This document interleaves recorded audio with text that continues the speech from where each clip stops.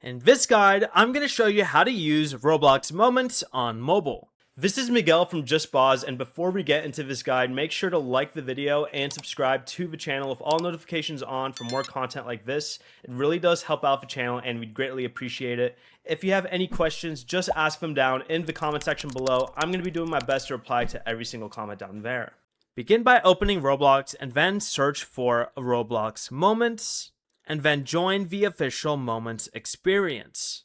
Once you're inside, you can scroll through moments posted by other players to discover clips and the Roblox games they came from.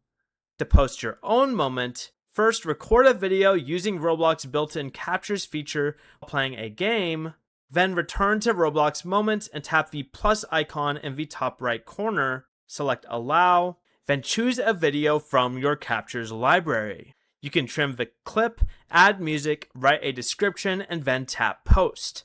Roblox currently allows you to upload up to 10 moments per day. Before you leave, remember to like the video and subscribe to the channel with all notifications on for more content like this. It really does help out the channel and we'd greatly appreciate it. And if you did have any questions, just ask them down in the comment section below. I'm going to be doing my best to reply to every single comment down there. Peace.